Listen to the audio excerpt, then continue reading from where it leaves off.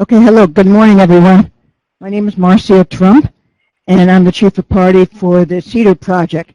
For those who are sitting here in the audience and for those on the webinar, we want to welcome you and just explain a little bit about the CEADIR project, which is a USAID funded project that goes for 4.5 years. It goes through 2018, possibly 2019. It's about $19 million, a little over that. And we have the mandate to look at the economic and business case for clean energy, sustainable landscapes, and adaptation. We're sort of across all pillars that the United States Agency for International Development supports. So with not much further ado, I'm going to introduce just Santiago Enriquez today, and he will introduce the panel. But we have a great panel talking today from different aspects with regard to clean energy in Mexico. Good morning, everyone. As I mentioned, my name is Santiago Enriquez. I am part of the CEADIR team, and I'll be happy to moderate today's panel. To give you a little bit about my background, I've been working in Adams Associates for about 7 years. I worked at a bank in Latin America and South Asia, and even before that, I worked for a number of years in Mexico's Ministry of Environment and Natural Resources. Today, we're honored to have two important guests here. Claudio Alatorre, the lead climate change specialist from IDB. He currently is in charge of coordinating IDB's climate change and national funds that address climate change mitigation in energy and transportation. And before that, he developed strategies for energy transition, working with a broad range of stakeholders, including governments, bilateral and multilateral development agencies. We also have Lisa Vicindi from the Inter-American Dialogue. She's a Latin American energy specialist with more than 10 years of experience and has been working on mining, oil and gas, and clean energy. She has authored several publications and reports on these topics. And before that, she was working at the Energy Intelligence Group in the and in Entre Mundos, which is a Guatemalan NGO. So, in terms of the agenda for today, let me just stand up to be able to see this better. I will make a presentation highlighting some of the key findings from a report we concluded of CEADIR. The report was actually co-authored by Dr. Eric Hyman, by Matt Oganowski, and also supervised by Don McCovin from USAID in Mexico, and looked at current climate change mitigation efforts in Mexico, as well as opportunities to achieve greenhouse gas reductions through interventions in energy efficiency in Mexico. We will then turn to Claudio's presentation, which will highlight the role of climate finance in mobilizing investments for energy transition. In particular, he will talk about how concessional finance has been key to support Mexico's efforts to transition towards cleaner energy. Presentation, Lisa, she'll talk about clean energy innovation in Mexico, and she will explain why it's important to spur innovation in clean energy if Mexico is to achieve its clean energy and climate change goals. After that, we'll turn to the question and answers session. So, to give you a little bit of background about Mexico, this slide shows a little bit about its emissions. Mexico is the 14th largest greenhouse gas emitter in the world.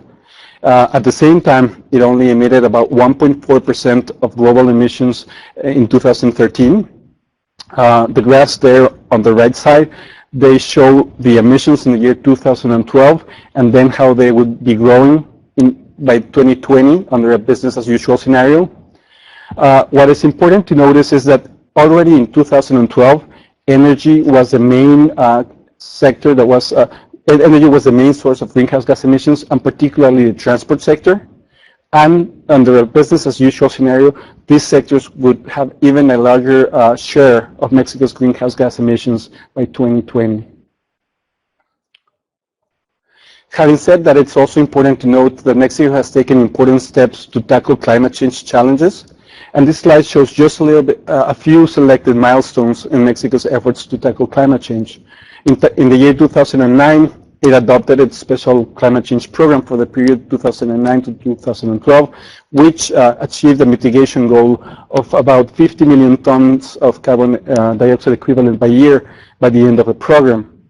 Then, in 2012, Congress approved the General Climate Change Law, which, in addition to establishing a very robust framework to tackle climate change, also introduced an aspirational goal, which is a non-binding goal of reducing 50% of greenhouse gas emissions by the year 2050 relative to the year 2000. As required by the law, in the year 2013, Mexico adopted a climate change strategy, which is a medium to long-term policy framework. And then again, in the year 2014, they adopted the second special climate change program, which runs through the end of the current administration at the end of 2018. It was also in that year, 2014, that Mexico introduced a carbon tax, and I'll talk a little bit more about the carbon tax shortly, but it is important to highlight that Mexico was one of the first countries to actually set a price on carbon. Then, in 2015, last year, Mexico was one of the first countries, I think it was actually the first developing country to submit its intended nationally determined contribution to the United Nations. Again, I'll discuss this in more detail shortly, but it is worth highlighting that Mexico actually adopted very ambitious mitigation goals when it submitted its INDC. In 2015, Mexico also started implementing a national GHG emissions registry. Now, large emitters, that is, those emitting about 25,000 tons of CO2 equivalent, are required to report their emissions to the National Ministry of Environment. This slide describes a little bit about the carbon tax. When the carbon tax was designed, the idea was to have a tax that was equally, that was based on a price of $5 per ton of CO2 equivalent. And the idea was that each fuel would pay a tax that was based on their carbon content. However, because the tax has to be enacted by law, a lot of negotiations took place in Congress, and the result is the structure that we see in this slide. As you can see from the second column, not all fuels are taxed equally. In fact, coal and petcoke at the end of the table are taxed with a very small rate, and natural gas is not taxed at all, because at that moment, natural gas was perceived to be a transition fuel for Mexico. Now, this slide summarizes Mexico's INDC mitigation commitments.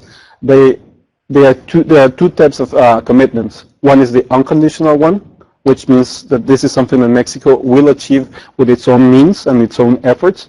And then there's a conditional one, which is higher, more ambitious, but requires that a set of conditions be met in order for Mexico to achieve them.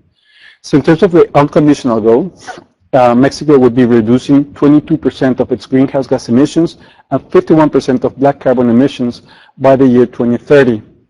This goal also includes a net emissions peak by the year 2026 and a reduction in the emissions intensity per unit of gross domestic product of around 40% during this period. Now, the conditional goal, as I mentioned, is even more ambitious. Mexico could reduce up to 36% of greenhouse gas emissions and up to 70% of black carbon emissions. But in order for Mexico to be able to do that, a global agreement on climate change will need to be in place that, among other elements, should include a price on international carbon, also adjustments on tariffs on carbon content, and giving access to technical cooperation, financial resources, and technology transfer from other countries. It is also worth highlighting the emphasis that Mexico has given to mitigating black carbon. Black carbon is a mixture of fine particulate matter, air toxics, heavy metals, and other toxic substances. So Mexico, and it is also a short-lived climate pollutant. So from Mexico's perspective, reducing emissions of black carbon is important because it can have climate benefits within a relatively short time frame, but also because it is associated with air pollution, and thus it would have significant co-benefits in terms of reducing health risks in key urban areas. In addition to the climate change goals, Mexico has adopted clean energy goals. These here in this slide are taken from the Energy Transition Law, which was adopted just in December of last year. On the first bullet, what we have are the clean energy generation goals. And it's important to note that these clean energy generation goals include non-renewable sources, such as nuclear and efficient cogeneration sources. But they're expected to grow over time, with clean energy generating around at least 35% of electricity by 2024. It's important to note that these are in terms of installed capacity. Then, in terms of energy efficiency, the law also mandates the government to adopt an energy efficiency goal and a roadmap to make sure it achieves it. And just as a means of illustration, the graph on the right side shows what were the sources that were generating Mexico's electricity in the year 2013. So again, this is generation on the right side. The left side are the goals based on installed capacity. As I mentioned, the main goal of the CEADIR report was to identify energy efficiency interventions that could reduce greenhouse gas emissions. We only looked at energy efficiency because a different report by the National Renewable Energy Laboratory looked at renewable energies. And what we found is that these are the key sectors where energy efficiency interventions could result in more significant GHG emission reductions. What is important also to take away from the slide is that in most cases, with the exception of waste, reducing emissions in these sectors through energy efficiency would also result in net economic benefits. Having said that, it's important also to highlight that there are obstacles to implementing interventions in the sectors, which might include coordinating a large number of sectors or even regulatory barriers. While the report really identifies a lot of opportunities in each of these sectors, what I would like to highlight is that in the case of transport, most of the opportunities are related to promoting denser urban development with sustainable mobility alternatives like higher participation of public transport, because most of the emissions from the transport sector are growing because cities are sprawling and there's a need to connect people better. In the case of industry, the opportunities have been well identified, but many of these players identify energy efficiency investments as something that is risky, so concessional loans might be very useful to help them overcome those barriers. In municipalities, a number of them have identified public lighting and waste-to-energy projects, but their challenge is to have the financial resources and the technical resources to really develop and implement them. And in the case of buildings, the major opportunity lies in the establishment and enforcement of better energy efficient building codes, although there is also a role for certification and labeling programs. In addition to those sector-specific interventions, another key area that should be tackled has to do with removing the distortions in the pricing of electricity.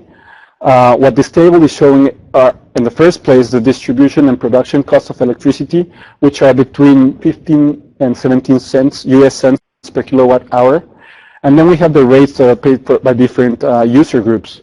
Service sector, large industry and high consumption residential users actually pay rates that are above the cost, but these are a very small fraction of the overall energy, and in terms mainly of residential user rates. Most of the residential users receive subsidies that are pretty high at about 6 to 12 cents per kilowatt hour. And agricultural users have even lower rates, which are about 1 to 4 cents per kilowatt hour. So with those very low rates, it is difficult for these agents to have any sort of incentive to undertake investments in energy efficiency. I also wanted to highlight that we looked at gender and energy efficiency in our assessment. The general finding was that gender has been incorporated in climate policies in general, including the INDC, but that in the case of the energy sector, which is really just starting to reform a lot of its policies, there are no gender-specific strategies or actions. And this is not a gap not only at the policy level, also, for example, a survey from 2014 identified significant gender gaps in the energy sector in terms of, the women's participation as an overall staff, also about women and men who have graduate degrees and are participating in the sector, and also about the share of women that hold management positions.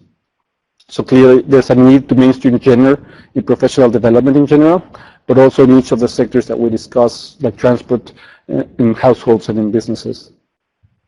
So with that, I'd like to turn it to Claudio for his presentation. Again, he'll highlight the role of concessional finance in supporting Mexico's clean energy transition. Thank you, Santiago. Thank you, everybody. I will be, Santiago talked about this long fruit, that these negative abatement costs, which are interesting, but we need to remember that even though these interventions, energy efficiency, and the same could be said about renewable energy in many cases, these are interventions that make sense financially, even in the absence of climate change, yet they are not happening because of multitude of reasons, of barriers, policy, information, and also finance barriers that are preventing this from happening. And now climate change offers an opportunity to tackle this. Why an opportunity? First, because it makes possible to do political changes that might otherwise be difficult. It's also an opportunity because it introduces a sense of urgency now, especially now after Paris and the Paris Agreement, and also because it makes finance available. And I will focus my talk about finance, in particular about concessional climate resources that are now available to help in these developing countries in the transition towards sustainable energy systems. So I will be talking about 3 examples of the use of concessional climate resources to drive transformation in Mexico, one that is in the past, and 2 which are ongoing or in the future. So let me begin with wind power. 10 years ago in Mexico, there was only 2 very small, like pilot-size wind farms, one 1.5 megawatt wind farm in the state of Oaxaca, and another one 0.5 megawatt in Baja California, in Guerrero Negro. And today the situation is very different, with gigawatts installed in Oaxaca and in other places as well. And an auction was held a couple of weeks ago with very interesting results, with low prices. And so we have a competitive market with different companies present in the Mexico market, and a completely different story in terms of wind power. So what I want to highlight here is that a concessional resource linked to climate change have had a key role in this transformation.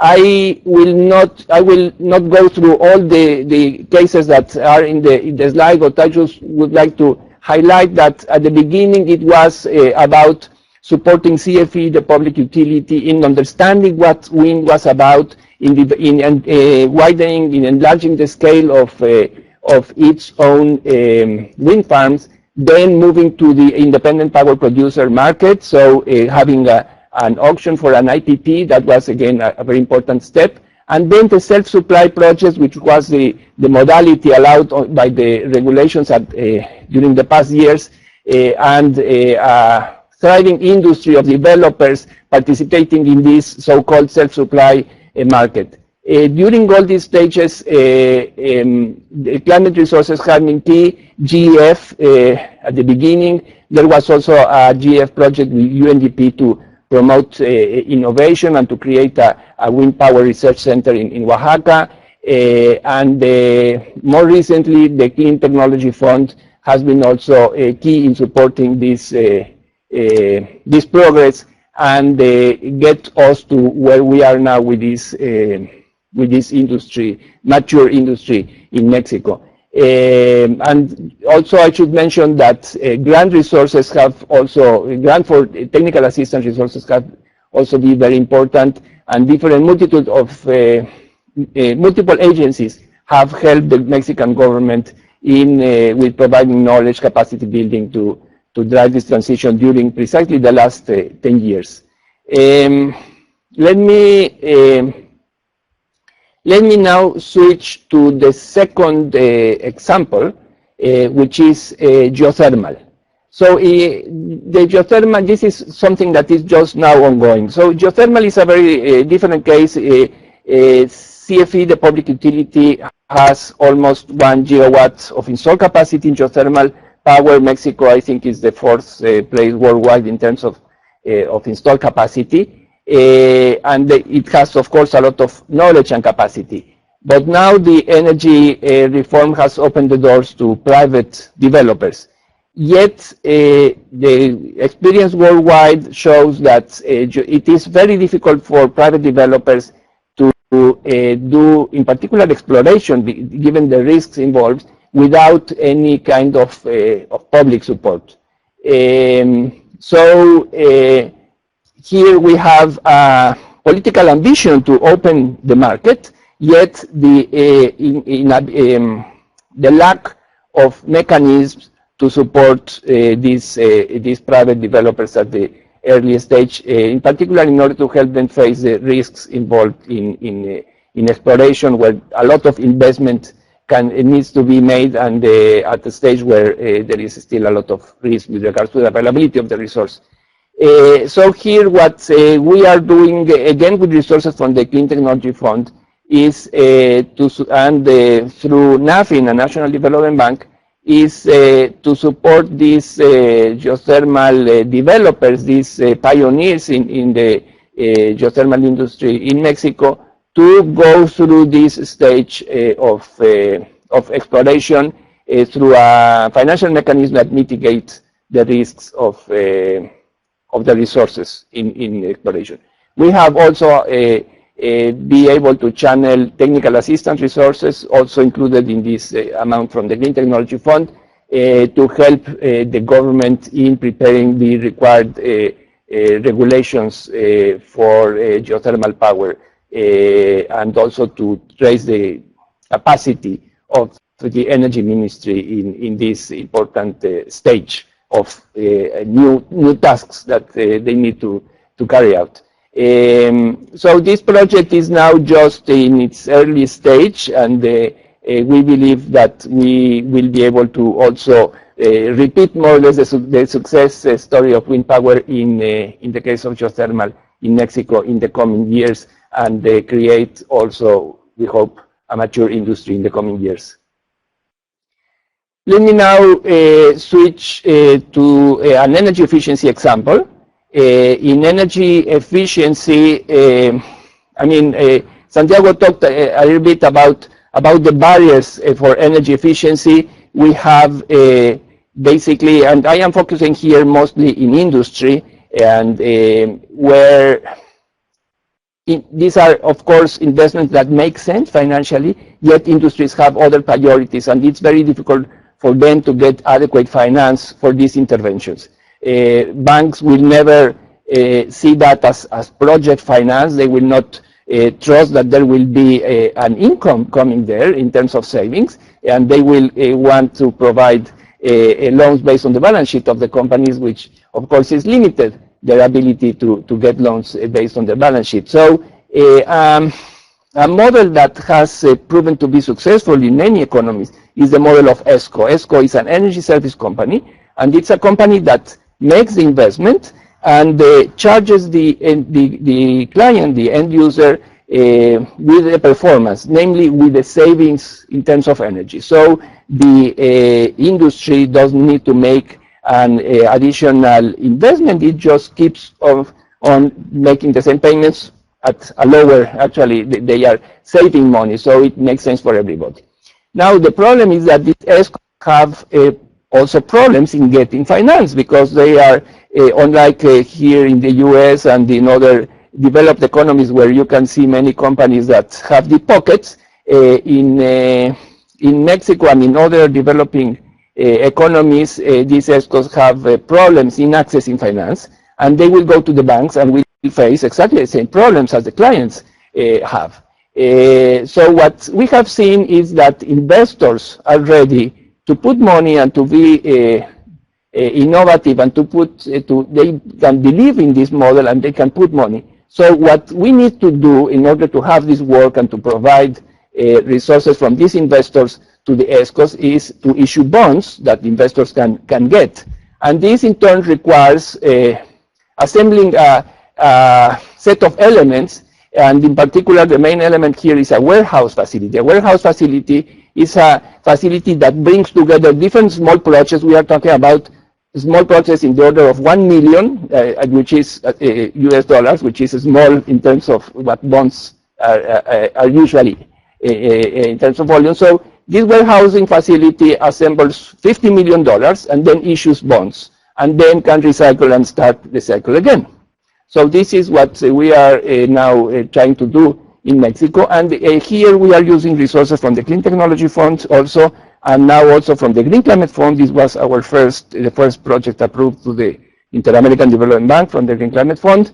And with these resources, we are guaranteeing these flows. We are giving a loan to this warehouse facility with IDB resources, but guaranteed with the resources from the Clean Technology Fund. And we are also using some grant resources to assemble this whole thing, to provide an initial subsidy to this fund manager and to design the whole system. So it is just an example. I don't want to say that this is the silver bullet. It tackles a specific market segment, but it is an example of how these concessional resources can be used to create, to drive the transformation and to create new market actors. Let me finish with some general reflections about all these cases. Firstly, I want to highlight this importance of having concessional resources at scale and also grant resources to drive this transformation. We have moved, and let me move to the bottom of this slide.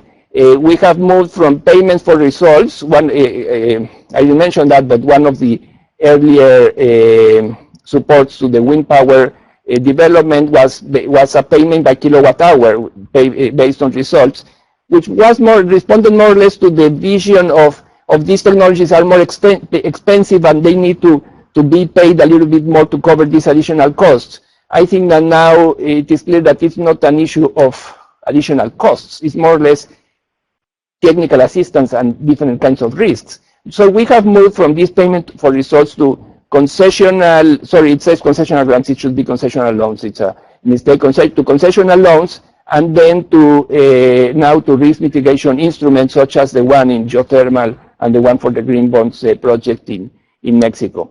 And we are now at an exciting time where we can see both the supply and the demand to meet that. So we have Mexico submitting its internationally determined contributions. Santiago mentioned that.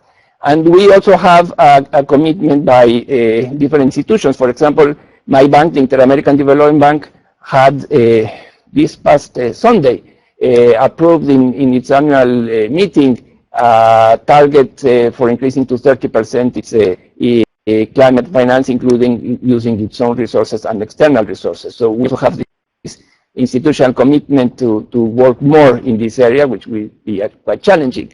But our goal also says that it is subject to the availability of concessional finance. So here we see that concessional finance is very important, not just to do this kind of very transformative things I have just mentioned, but also, and very importantly, to mobilize our own resources and private resources through these innovative financial mechanisms. So this is a way of, I mean, we also need to be able to find a point of a meeting point for these supply opportunities, such as concessional funds, such as our own commitment, with the demand of the country manifested in its INDCs, but also in the sector, in the energy policy in Mexico. So bringing these elements together in the supply and demand side, we hope to be able to continue working and supporting Mexico. I mean, I mentioned all these examples, but looking forward, there will be many other cases where concessional resources will be needed.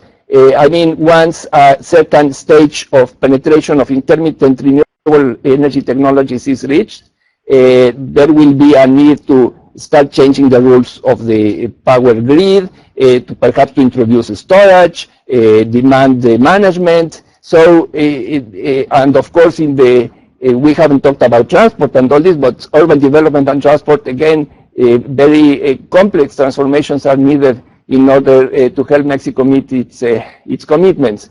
So lots of different difficult transformation. Many of them can happen without concessional resources, but a lot of them will be needing concessional resources down the road. That's our experience. Thank you.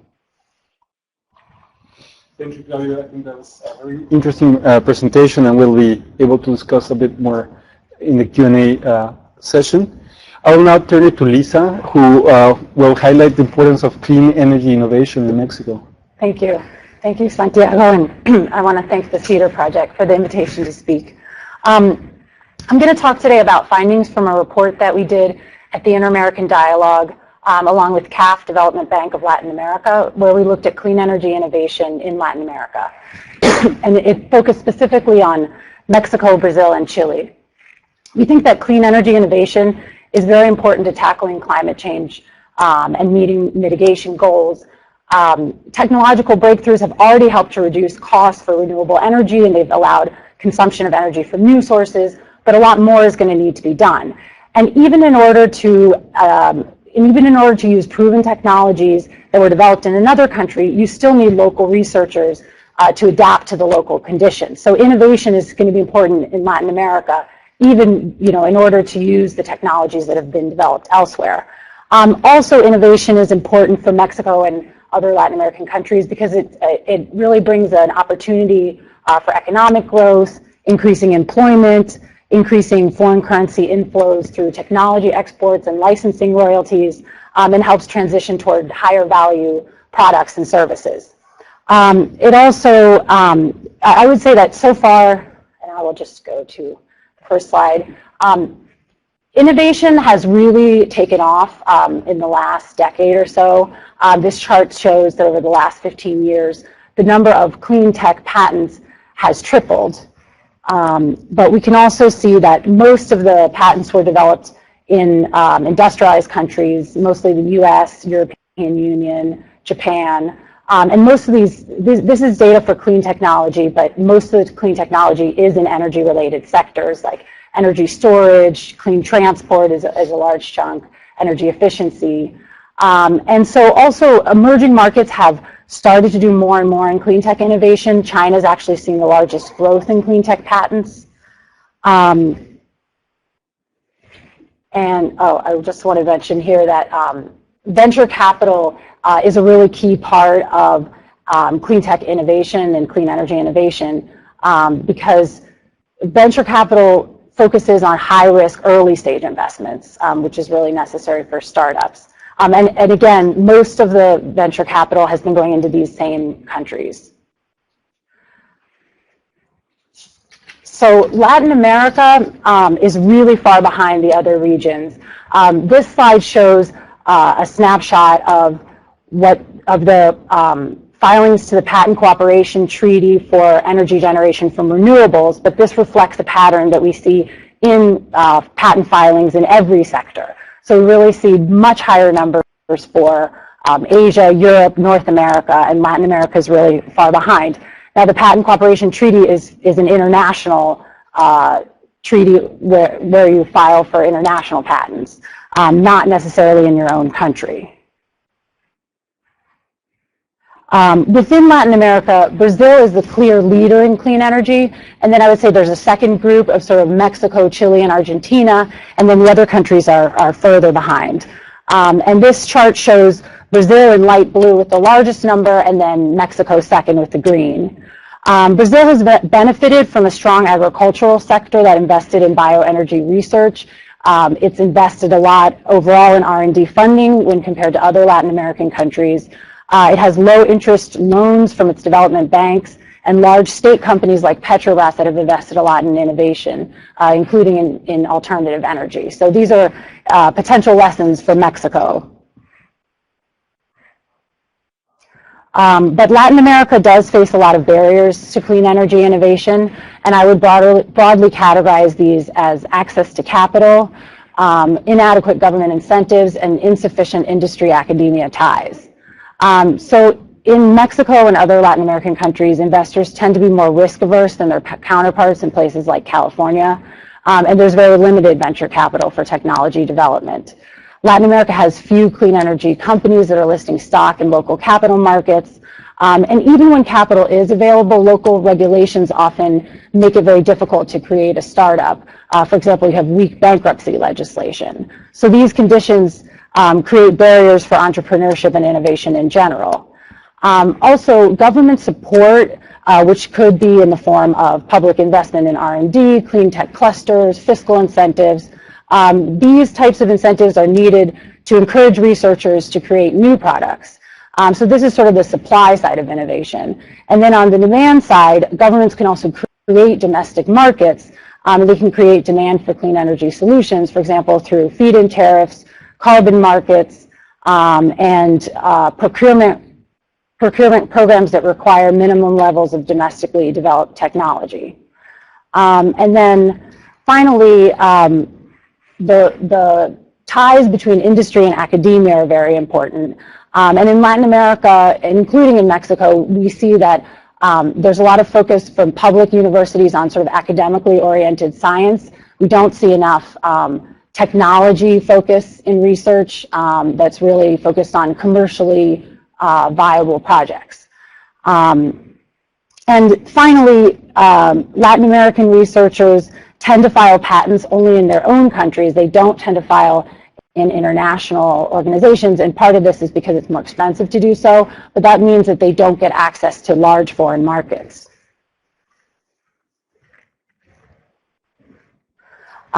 So now I just want to focus on Mexico. Mexico offers great potential, several types of renewable energies, biodiesel, geothermal, wind, and solar. These two maps show two of the technologies that Claudio talked about, geothermal and wind resources in Oaxaca. And Mexico already has a number of very important universities and research centers that are training people and that are developing technologies in different types of engineering, which is very energy related. And there are several public universities like UNAM and the Instituto Politécnico Nacional that have research centers, and a lot of these have been developed fairly recently.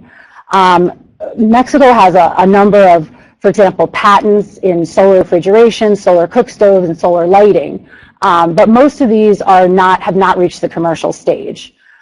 There's been more success in actually getting to the commercial stage in biodiesel. So there are a couple of companies, but they tend to be very small, so their impact on the market overall is not that big. And more recently, Mexico has focused a lot on geothermal because it is a region of the world that has a lot of potential, and we created the Mexican Geothermal Energy Innovation Center. So they're working on those technologies. There are also a lot of incentives in place for innovation.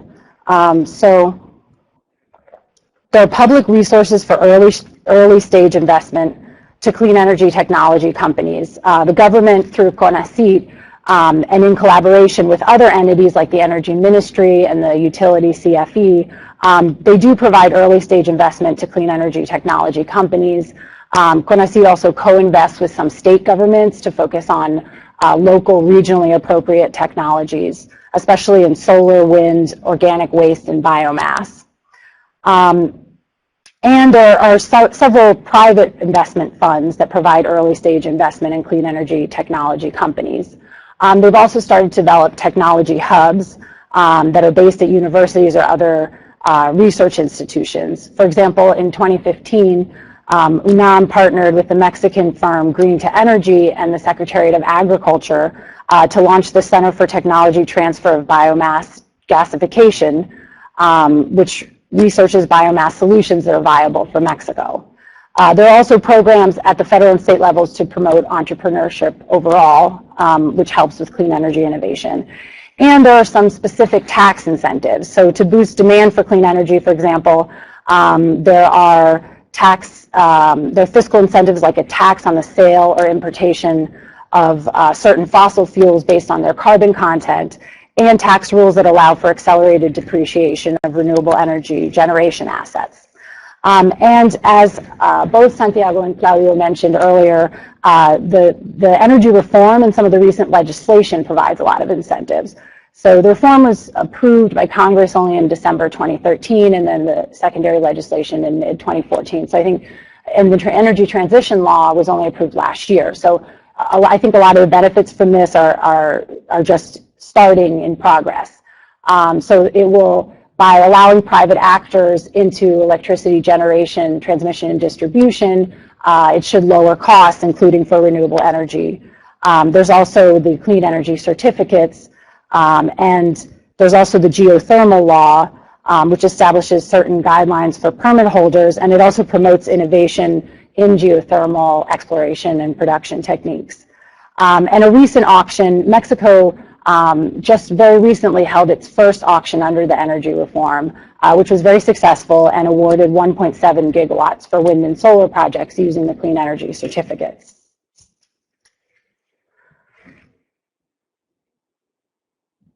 So I think specifically some of the challenges for Mexico, they overlap with some of the broader challenges that I talked about earlier. I think one of the biggest constraints is this idea of industry-academia ties. So I think a lot of the innovation that's happening in Mexico is not necessarily, there's not enough ties to, how will this become a commercially viable project. One of the reasons is the way that the incentives are structured. So CONACYT awards scholarships for research, but they tend to be very academically focused scholarships, and there's not necessarily an incentive for engineers and scientists to gear R&D toward addressing specific needs in the market. So there tends to be a sort of disconnect between the research that's happening in the lab and what the market actually wants.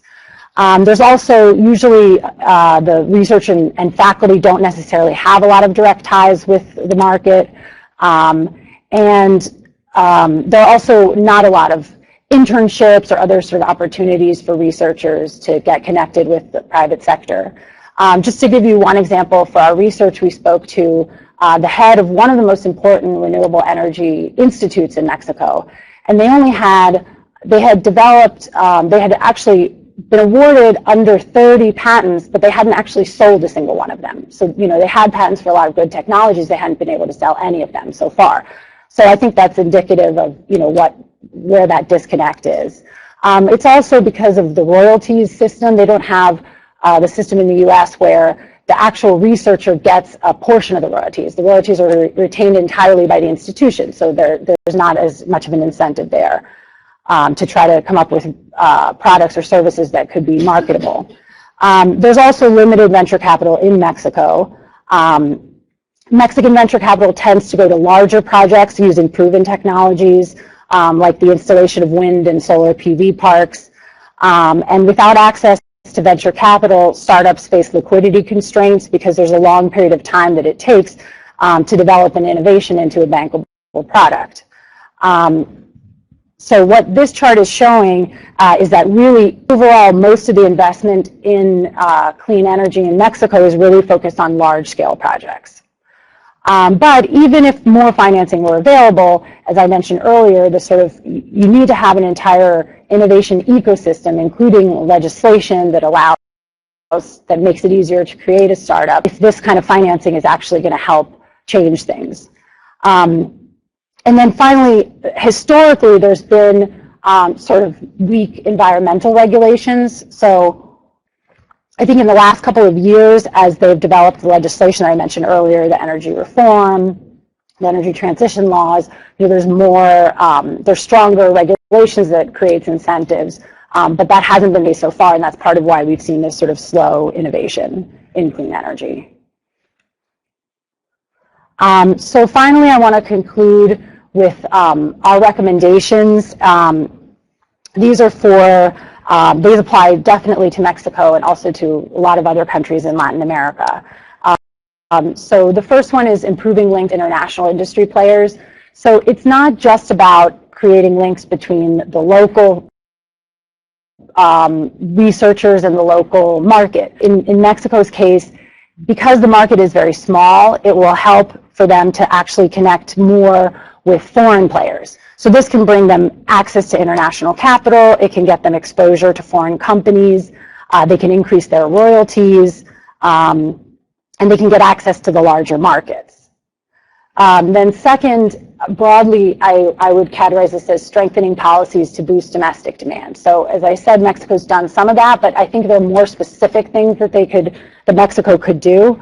So for example, they could establish more public procurement programs that actually require government entities to buy a certain percentage of innovative technologies derived from R&D efforts within the country.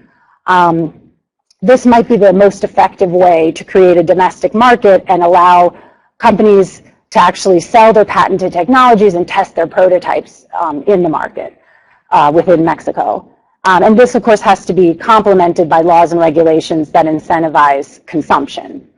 And then finally, we recommend redirecting R&D efforts and sort of shifting some of the R&D funding to other areas. So first of all, Mexico spends a very small percentage of its R&D per GDP compared to other countries. So just overall, Latin America spends 0.82% of GDP on R&D. And whereas in Asia, it's 1.84%.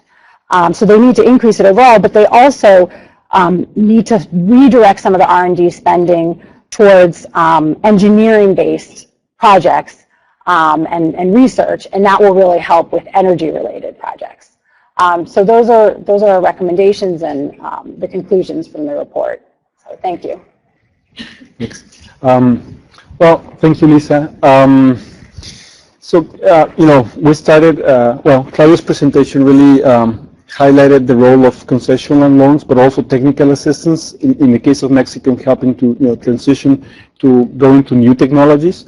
And you also talked a little bit about how, for example, IDD is evolving from providing more of traditional loans into more innovative mechanisms like risk mitigation. And Lisa, you talked a lot about innovation, about how innovation in clean energy, in particular in Mexico, is key to achieve Mexico's clean energy goals, but also that it has a very important role in ensuring other benefits like economic growth, employment generation, and so forth. So, I guess the first question is, how do each of you see the relationship between what you talked about and what the other speaker talked about? Claudio? Okay, thank you, Santiago. Yeah. Good question. I think that those things go hand in hand. They need to be part of the system. Let me also mention that some concessional resources are also available to support innovation. We have a grant from the GEF to support technology centers in Latin America. And actually some countries see the issue of job creation and industrial development as a very important driver for their energy policy, for including renewable energy, for energy efficiency. They see that as part. I think Brazil is a good example of this. And the challenge here is to find the policies that actually do both things at the same time. So I think that a good example of this is a energy policy that promotes not only big projects, but also small projects, because that enables small companies to get into the market.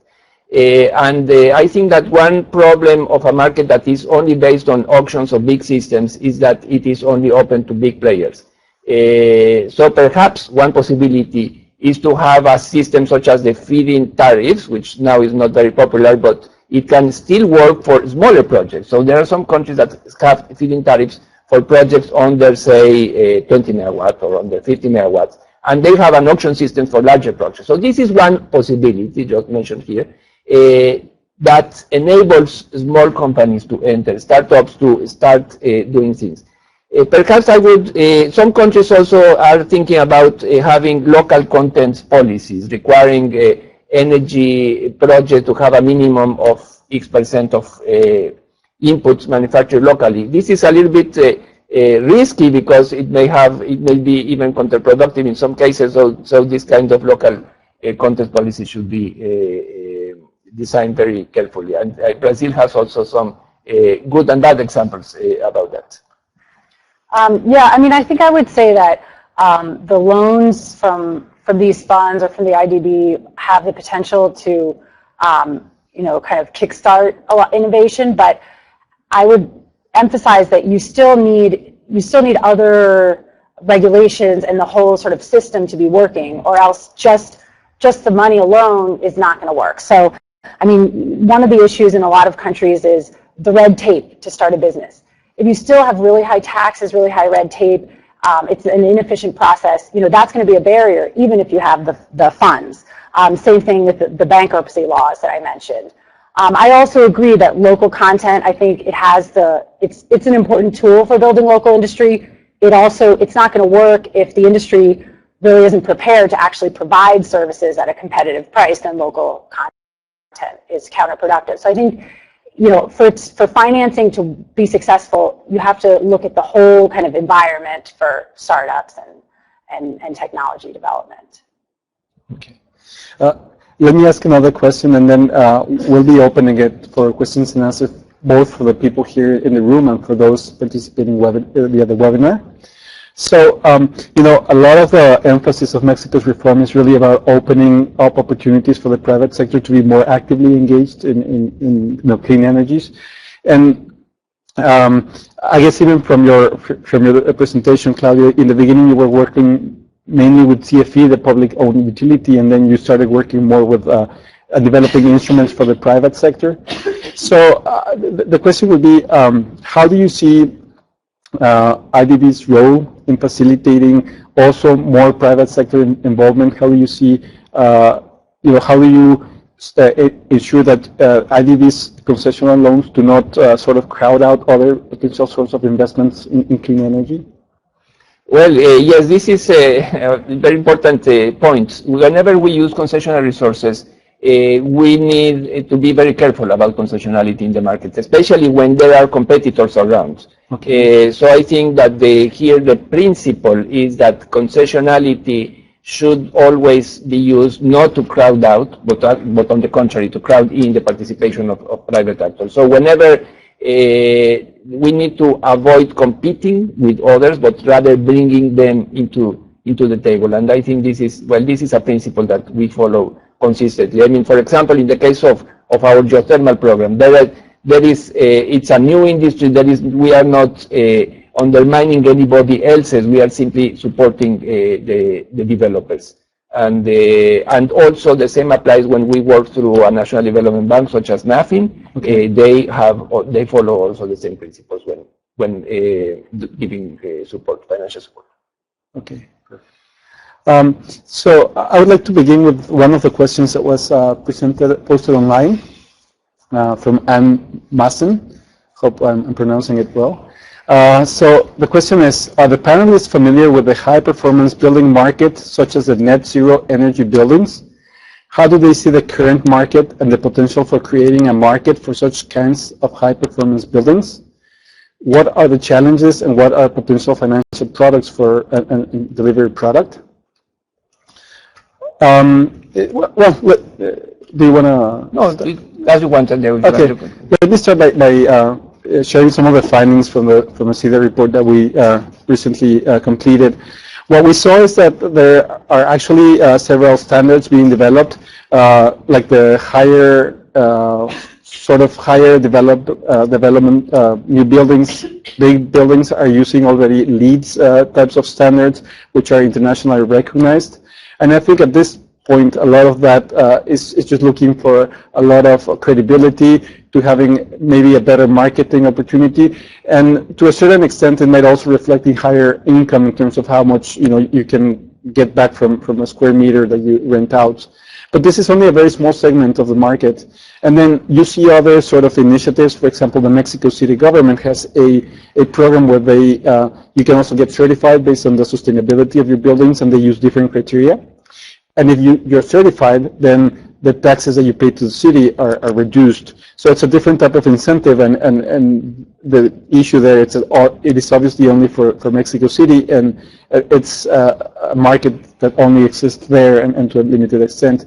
So I think, one of the challenges is really to understand better what are the different instruments in place, assessing whether it's worth it having, several standards and seeing which markets work better, or whether it's important, as Mexico has often tried to have its own standard.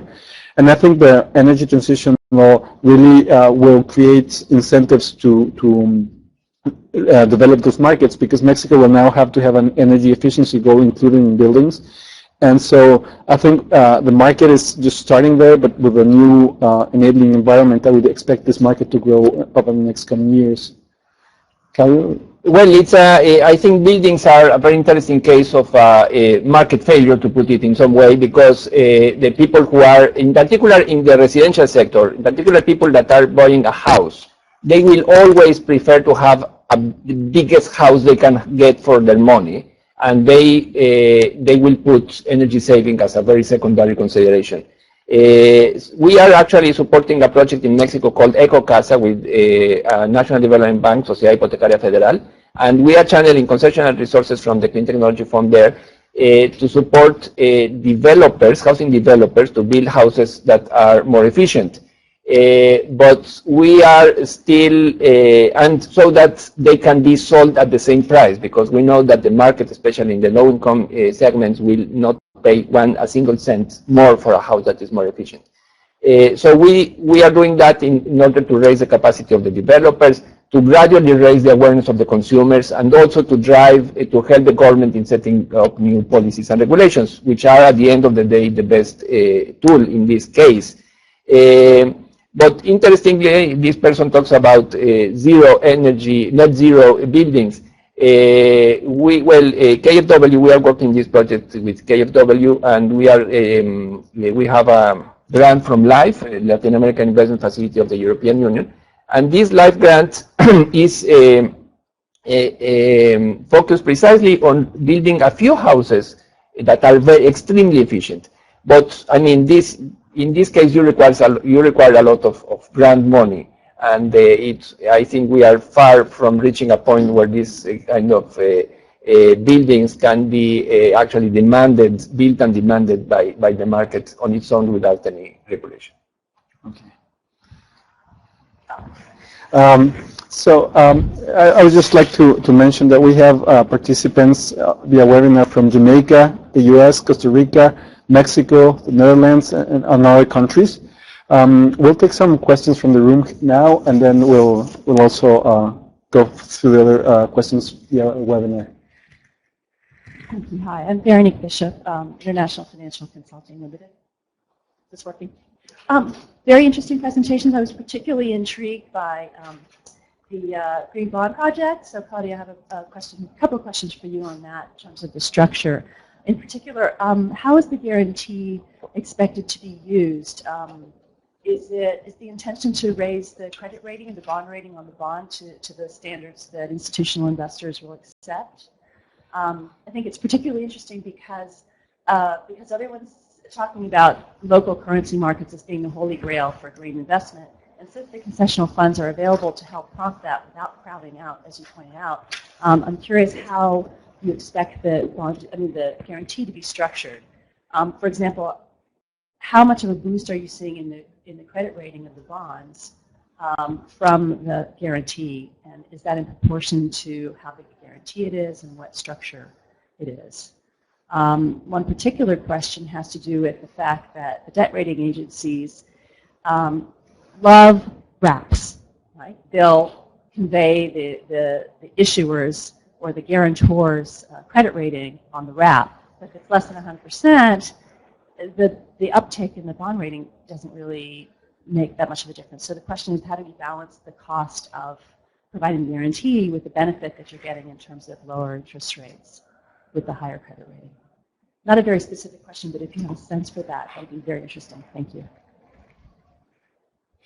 Well, what I can tell, I don't know many of the details. I will not be able to answer your question fully because I will need to go back to the project team. What I can tell you is that we are applying two sorts of concessional resources. Firstly, the Clean Technology Fund is supporting the warehousing phase. And then once the bonds are issued, we will be using a guarantee from the Green Climate Fund there. to be able to support the credit rating of these bonds. I don't know exactly to what extent and the other details, but I would be happy to put in touch with our investment officer that she would be able to answer your questions. I can answer that question. So my name is Jason Fleming, and I work for the Development Credit Authority at USAID. And in Mexico, we're working on a bond issuance for municipalities as well as a securitization for SME. And I've spoken with Fitch and S&P and Moody's and many of them. And even without a 100% guarantee, the credit guarantee does, in fact, increase the credit rating to the level that institutional investors are looking for. It depends, though.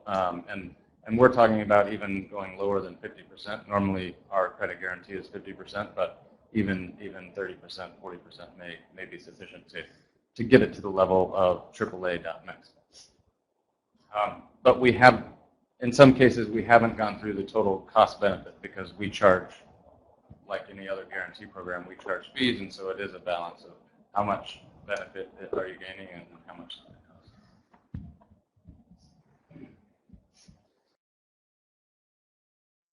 Office, I've got a couple of comments and questions. First, the experience in Mexico's energy efficient low-income housing program indicated the importance of also considering land use location issues because they were located on the periphery of cities and caused a lot of transportation bottlenecks, and people tended to want to leave those houses because they were too far away.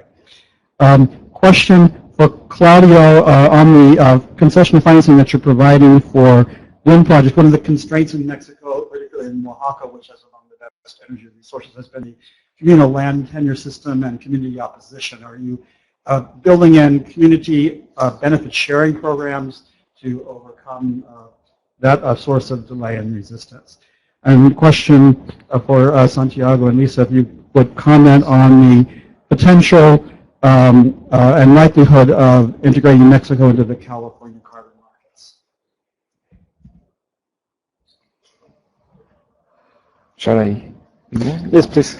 Yes, thank you for this comment and question. Yes, the land use, just to on your comments, land use, the location is of course key. It's a bit tricky because we cannot subsidize, unlike energy efficiency, which is something that the market does not recognize. The market does recognize location, and a central house will be much more expensive than a house in the periphery. So we cannot subsidize this. There are other instruments that need to be used for these policy instruments. And Mexico is now addressing this, and the subsidy given by the National Housing Commission, CONAVI, is now also looking at the issue of location. What we are doing is now in Ecocasa is to study the possibility of having some eligibility criteria in terms of location for these houses, but more than that, we cannot subsidize central location. With regards to your question, well, yes, we, as all multilateral development banks, we have strong safeguards, social and economic and environmental safeguards. So what we do for the projects we support is to ensure this good relation with the community and so on, and it's a big part of our participation. And we have been also supporting with the technical assistance resources from the Clean Technology Fund, the Energy Ministry in developing their new guidelines for community, for consultation and so on. So it's also one part of the support we provide. I wanted to mention something also about the community relations issue. I think there's very recently, as part of the energy reform, Mexico has kind of recognized that there's going to be a need for a more specific process. This would apply for community consultation, so this applies to oil and gas projects and also to renewable projects. So they actually developed, there was not really like a clear legislation for it, even though they had signed up to the ILO convention on stakeholder discussions. So they have developed legislation to actually, clarify the process. They've created a new unit within the government that's actually going to be in charge of, making sure that communities are consulted, but it's still pretty new, so they haven't really built out the unit yet. So I think it's something, where they'll be working on it, and there's a specific emphasis on that. On the carbon market integration, I don't know exactly where it stands. I think it was part of the discussion in Paris. Part of their NDC was to discuss integrating with other carbon markets. So I think it's become more of a priority since they created this new carbon market. Because I know, there were discussions many years ago, maybe 10 years ago, about Mexico and California. But I think with the new legislation, there's a lot more scope, to actually make it happen in a quicker time frame. Yeah, to add a little bit to that. So Mexico, as a country, and California as a state have been having a very high-level dialogue for the last couple of years at least. And, again, when we were doing a lot of the consultations for the CEADIR report, we found that in Mexico there were actually two different perspectives about how that integration would work. On the one hand, you had people who thought California would be a good place for offsets. So, California would meet its obligations by doing projects in Mexico. And there were others who wanted more of a full integration where both countries have to meet their goals and they just try to do it more sort of cost effectively. I think the discussion now with the energy reform can be moving further. I think the issues now really have to focus a little more, for example, about baselines, right? Like how credible is Mexico's baseline to be accepted by California, and then developing, for example, adequate MRV mechanisms to make sure that there's credibility, there's transparency, that there's traceability in every reduction that is met. And there are opportunities, for example, to begin with the electricity sector, which already has certain types of obligations and markets, maybe as a first step in integrating those markets. But I think all this are also require a lot of political will and high-level dialogue, and I hope to see those things moving more and faster over the coming years. Do we have another question in the room? I was wondering the reforms that affected. Anya from CNFA. So the energy reforms that also, I assume, impacted the oil and gas sector. How did the dynamics between the oil and gas sector affect the incentives for the development of the clean energy sector? Well, I think one thing that's interesting about Mexico is that what they're doing right now is really trying to increase gas generation. So they are one of the few countries in the region that use a high percentage of oil products for power generation, about 20%, and they even use some coal. And so they wanted to transition from higher emissions oil products towards natural gas. So that also works well with the energy reform in terms of producing more gas domestically, although right now they're importing a lot of gas from the U.S. So I'm not sure if that really answers your question, but I think the two reforms, it's two different sectors. It's the oil and gas sector and the power sector. So I don't think one necessarily, sort of undermines the other. But. Okay, I'd like to read a question by Ana Rojas, and it says Santiago mentioned addressing gender considerations. And that they are mentioned in the INDC and climate change policies, but there is still a need to integrate this into the energy sector.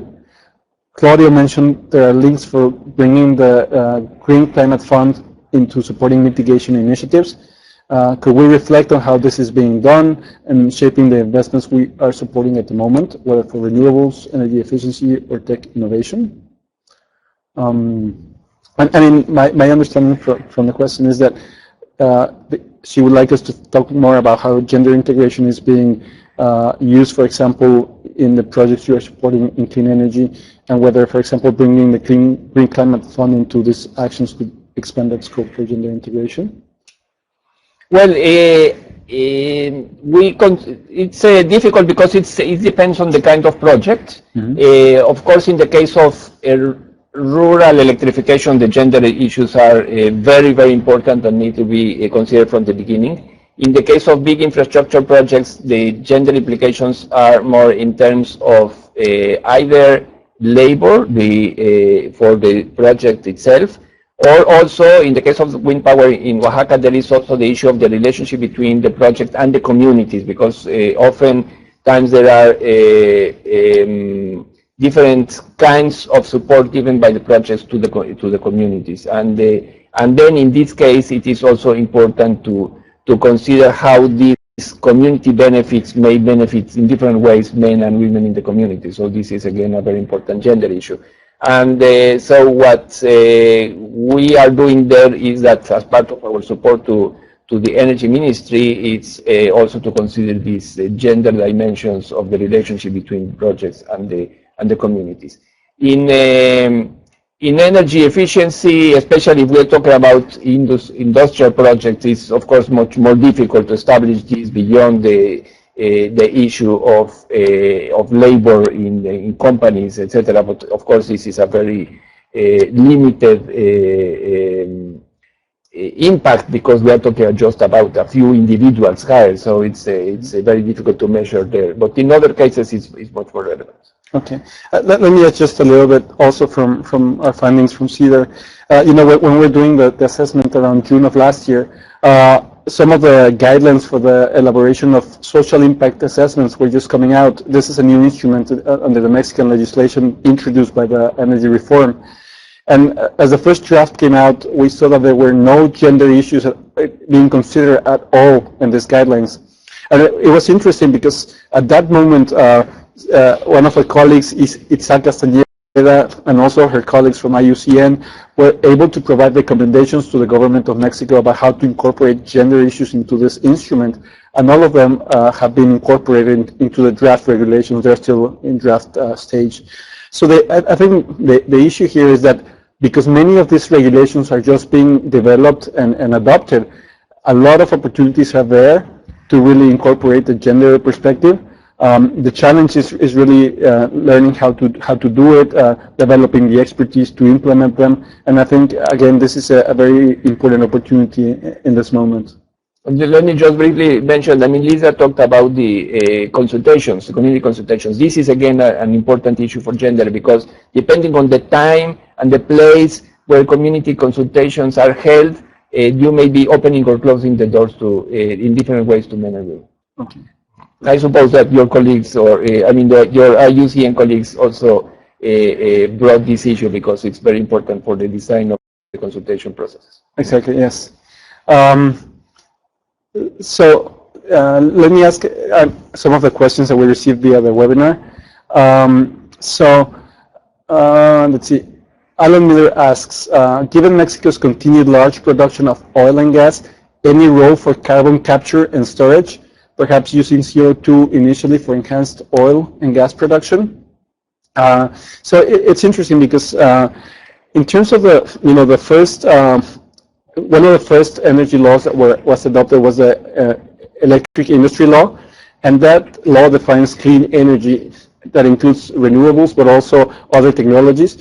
And one of the technologies that is considered clean is CO2 storage. So that was initially, that is part of the projects that can be undertaken to meet Mexico's clean energy goals. However, the energy transition law, which was adopted later in December of last year, it differentiates between clean energy and renewable energy. And in those, in that law, renewables are just, wind, solar, geothermal, and the types of renewable energies that we all are familiar with. So there are additional incentives to develop renewable energies, for example, in terms of how the transmission lines are developed to favor renewable energies. But I think CO2 storage will likely be important at least until to meet the clean energy goals by 2024. Let me read another question. Santiago, let me just comment on this, that yes, it can be part of the solution down the road, but what we see now is that given all the opportunities that we have in interventions that make sense for climate change and also have lots of development benefits and make financial sense, this should be the priority. I think that carbon capture and storage is a technology that will not make financial sense unless you have some kind of payment for every ton of CO2 that you capture.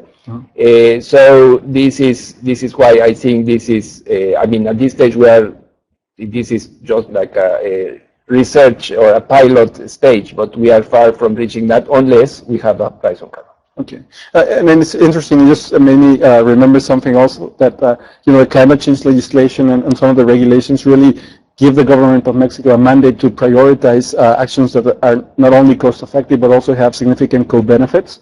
And I think, for example, that's why some of the mitigation goals are related to black carbon, because health co-benefits, for example, are an important co-benefit. So I think in this case, again, as you say, carbon capture would not only need to make financial sense, but also prove those additional co-benefits. I think that originally the reform was really focused on more natural gas, and renewables were kind of secondary when the whole reform was initially developed. I mean, the focus was there's very cheap gas in the U.S., we can import it through a pipeline, which is much cheaper than LNG. It's going to improve, it's going to reduce our emissions because, it's better than using, oil products or coal. And so the legislation was really designed on the electricity side with the intention of increasing gas.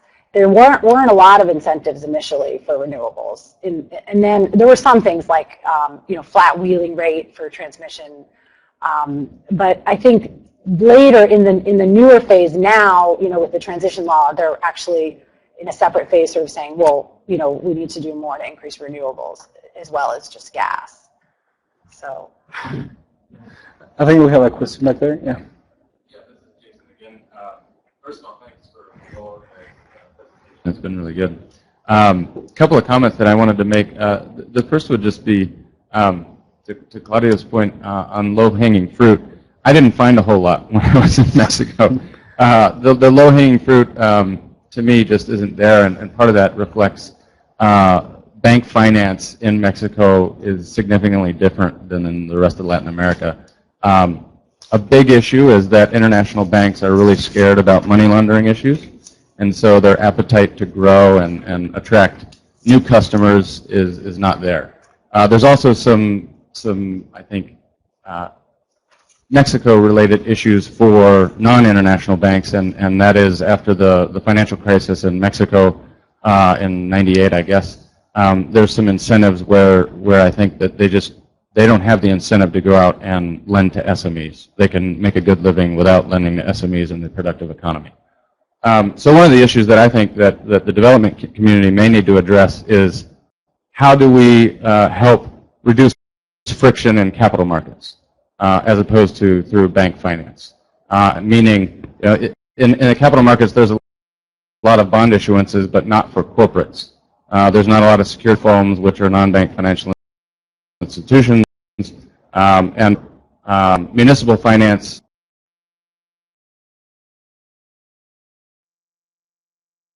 It's democracy and governance programming, and now it's mostly focused, though, on clean energy. We don't have sort of a democracy strengthening program now. On the venture capital point, I think the biggest issue for Latin America is country risk. And a lot of it may have to do with differentiating country by country. Right now, if you're an international investor, you see Latin America as Brazil. And the corruption issues that are facing Brazil right now are making all investors wary of the entire region.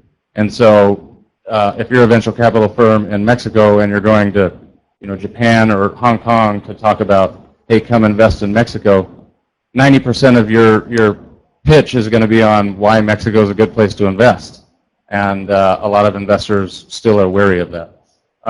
So I don't know what the answer is there. Maybe a country like Mexico has to have a strategy as a country to say, hey, look, we're open for business and we're not, you shouldn't put us in the same camp as the rest of the region.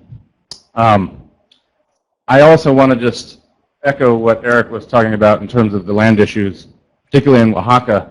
The southern part of Mexico is indigenous communities, and it's not just a land issue. Actually, there are banks that have told me, we're thinking about writing off tens of millions of dollars because of delays in construction. And so it's not just about the equity, it's about making that these projects, the first initial projects, are successful, because if the banks aren't going to go back for more. And that's happened in Guerrero on hydro and Oaxaca and wind. And so I think for the development community, that's a really important issue of doing cost-benefit analyses. And the funds that are out there doing these club financing, I don't think really know that these are major issues, especially if they're international corporations like Macquarie that don't know Mexico and the context of Mexico. So that's a major issue, I think. So anyway, your comments would be welcome. Well, I don't know.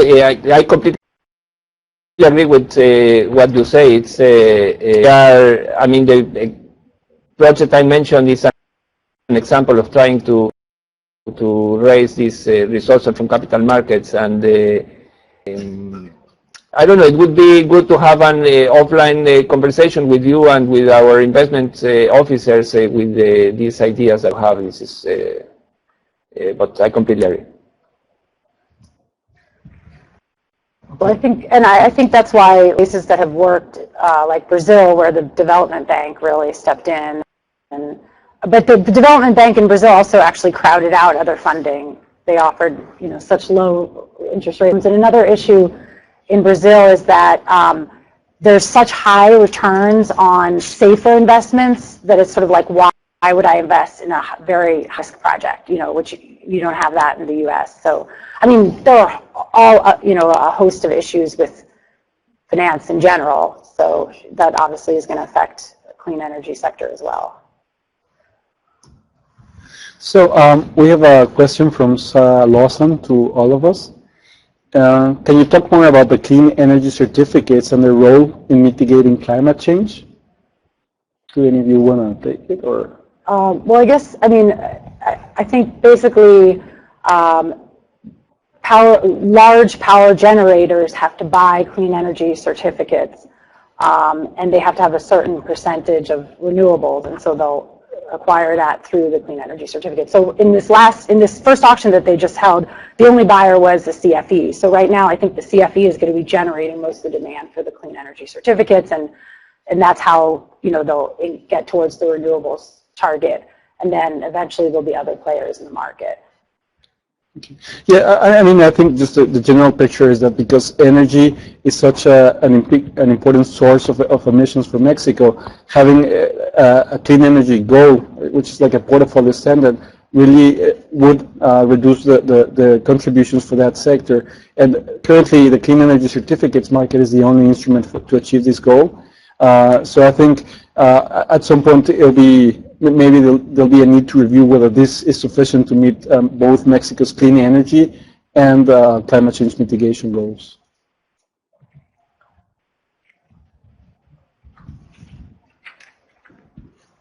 I just want to mention there was a very interesting session at Bloomberg New Energy Finance earlier this week, talking about one of the sessions in Latin America, and the experience in the most recent renewable energy auction was in Peru, which had record low prices for solar and wind, far below those that were achieved in the Mexico auction. But it also mentioned for Mexico that there were some glitches in the administration of the reverse auction, and that Brazil actually offers some automated systems and pre-qualification rounds that they thought were a good way to avoid some of those problems that Mexico has had. So Mexico should look into those systems that Brazil is using for auctions. So we have a question about from Ann Masson on the topic of financial instruments. Is there a role for very Mexican financial mechanisms like FIBRAs and CEADIR? FIBRAs are actually real estate investment trusts. They're known as REITs in the U.S. So they're asking if there's a role for this type of Mexican instruments in Mexico. We actually looked at some of those investment vehicles in Mexico and see their opportunities in linking them to energy efficiency. What we saw is that those instruments are just starting to emerge in Mexico, and they're not necessarily focusing energy efficiency sectors. However, what we also saw is that many of the constraints for these types of financial mechanisms in the case of Mexico were related with some constraints that institutional investors have. For example, they can only hold an investment for 10 years at the most. And that is a challenge because, for example, in the case of many renewable energy or other clean energy mechanisms, 10 years is not long enough to recover all your investments. So I think there's also an important need to explore more how to develop these mechanisms and actually improve the regulatory framework to make sure that they're enabling this type of investments. For the institutional investors? Yeah, I thought initially under the certificates that there was a 10-year limit. In the final adoption was 15 years after industry protested that level. Yeah, that's the case in the case of clean energy. What I'm talking about is more the regulatory framework for financial institutions, for institutional investors who get, because of how they manage risks, they can only hold investments for 10 years or shorter. Okay, thank you very much. I think it's time to wrap up our discussion today. I would like to thank again Lisa and Claudio for their participation and our participants as well for those good questions here and via webinar. We'll be having more seminars, and so keep posted for the upcoming events. The next is listed. Oh, the next is listed in that slide. Thank you. Thank you.